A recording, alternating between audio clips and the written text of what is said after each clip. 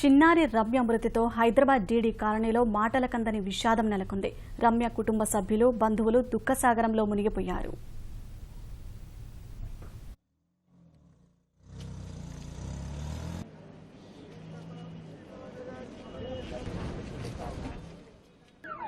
పాపని Saint on schools నుంచి ఇంటికి తీసుకొచ్చిన క్రమంలో వాళ్ళ బాబాయి, వాళ్ళ తాతగారు, వాళ్ళ మదరు అందరు కలిసి ఆ స్కూల్ దగ్గర నుంచి పాపను తీసుకొస్తూ బోరబండ వైపు వస్తున్నారండి. జస్ట్ ఇక్కడ ఈ పంజగుట్ట టర్నింగ్ దగ్గరకు రాగానే ఎదురుగా వచ్చే కారు ఆటోమేటిక్ అసలు వాళ్ళకేమీ అర్థం కాని పరిస్థితుల్లో కారు వచ్చి అమాంతం మీద పడిపోయిందండి. అప్పటికప్పుడు ఆ స్పాట్లో మా పాప వాళ్ళ బాబాయ్ రాజేష్ చనిపోయాడండి. వాళ్ళ మదరు సీరియస్గా ఇంజర్ అయింది. వాళ్ళ బాబాయ్, పెద్ద బాబాయ్ చాలా సీరియస్గా ఇంజర్ అయ్యాడు. వాళ్ళ తాతగారికి హార్ట్కి ప్రాబ్లం వచ్చింది. రిబ్స్ అన్నీ కూడా బ్రేక్ అయ్యాయి, ప్లస్ షోల్డర్ బోన్ కూడా ఇరిగిపోయిందండి. ఇప్పుడు తాతగారి పరిస్థితి ఇంకా క్రిటికల్గానే ఉందండి. తను ఐసీయూలో ఉన్నాడు.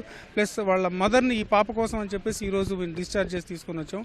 వాళ్ళ బాబాయ్ స్టిల్ ఇంకా హాస్పిటల్లోనే ఉన్నాడండి. ఈ చిన్న సంఘటన ద్వారా అతలాకుతలం అయిపోయిందండి. వాళ్ళ బాబాయికి ఫ్యూనరల్ స్టార్ట్ చేశారు, వరంగల్లో స్టార్ట్ చేశారండి. అవి మధ్యలో వదిలిపెట్టి ఈ పాప విషయం తెలిసిన తర్వాత మధ్యలో వదిలిపెట్టేసి ఇక్కడికి రావడం జరిగిందండి. పాప 5 గంటలకు హాస్పిటల్కి తీసుకెళ్తే దాదాపు 4 గంటలు ఏ ట్రీట్మెంట్ స్టార్ట్ చేయకుండా అలానే ఉంచారటండి. సో అక్కడి నుంచి మేము మళ్ళీ మార్చుకొని అక్కడ ఉన్న వాళ్ళందరూ మార్చి కేర్ హాస్పిటల్కి తీసుకొని వచ్చారండి.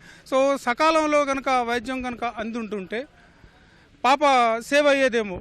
నేను విన్న దాని ప్రకారం వాళ్ళందరూ డ్రంక్ అండ్ డ్రైవ్ అండి. అండ్ వాళ్ళ ఎవరికి కూడా లైసెన్సెస్ లేవంట. వాళ్ళ స్పీడ్ చూస్తే ఐ థింక్ ఆ కార్ ఫ్లై అయ్యి వచ్చి వీళ్ళ కార్ మీద పడింది అదర్ సైడ్ నుంచి. సో అట్లీస్ట్ 100 km/h పైన ఉండి ఉండాలి. ఎన్నో యాక్సిడెంట్స్ అయ్యాయని చెప్తున్నారు. అంత ర్యాష్గా అక్కడ సిగ్నల్స్ లేవు, పోలీస్ బందోబస్తు లేదు, ఎవరు లేరు. అంటే వీవీఐపీ జోన్ అయి ఉండొచ్చు అని అక్కడ కొంచెం ట్రాఫిక్ రెగ్యులేషన్ కొరకు వాళ్ళు సిగ్నల్స్ లేవో, మరి అక్కడ దానికి స్పీడ్ బ్రేకర్స్ లేవు, ప్లస్ అక్కడ ఉన్నది కూడా కొంచెం ఇన్వెస్టిగేట్ చేయాలండి. ఆర్ఎండ్బి వాళ్ళు ఎవరు ఇన్వెస్టిగేట్ చేసి అలైన్మెంట్ ప్రాబ్లం ఉన్నట్టుంది.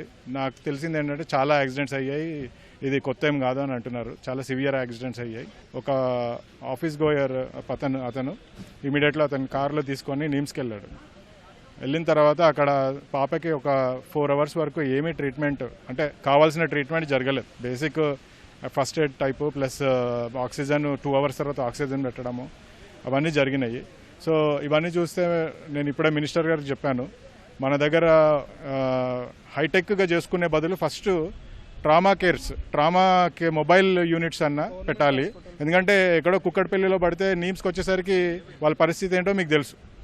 ఎక్కడెక్కడ మేజర్ జంక్షన్స్ ఉంటాయో అక్కడ మొబైల్ ట్రామా సెంటర్స్ పెట్టాలి, వేరే అక్కడే వాళ్ళకి ట్రీట్మెంట్ జరుగుతుంది, మ్యాక్సిమం ట్రీట్మెంట్ జరిగేటట్టు. Then they can shift to super speciality hospitals. ఇన్ని డబ్బులు వస్తున్నాయి, స్టేట్ రిచ్ అని చెప్తున్నారు. NIMS is a very qualified hospital. 4 hours పాపకు నిమ్స్లో సిటీ స్కాన్ కానీ ఏ ఎక్స్రే కానీ ఎందుకు తీయలేదో అడగండి. ఎవరు మినిస్టరో responsible, they should know. This is the basic thing. మాకు అడ్వాన్స్ ట్రీట్మెంటు పెద్ద అమెరికాలు, సింగపూర్లు చేసే అవసరం లేదు. First food, shelter, health, water, air ఇవి లేకపోతే ఇంక ఎందుకు సింగపూర్ చేసుకునేది? ఫస్ట్ అది ఫిక్స్ చేయాలి. అన్నీ ఏదో ప్రాసెస్ చేంజ్ చేయడం కాదు. First basics, you have to correct the basics. Private hospital పోవడానికి రీజన్ ఏంటి? మేము ఎందుకు పోవాలి? NIMS is a very big institute, very popular. అది రూట్ కాజ్. యాక్సిడెంట్స్ ఎట్లయినా అవుతాయి, ఎన్ని చేసినా కూడా యాక్సిడెంట్ అవుతుంది. అయినాక మన ఇన్స్టిట్యూట్స్ ఎట్లా పనిచేస్తున్నాయి అది ముఖ్యం. అది చేంజ్ కాకపోతే this will continue, this story will end, new story will start. Every day some kid will get N accident.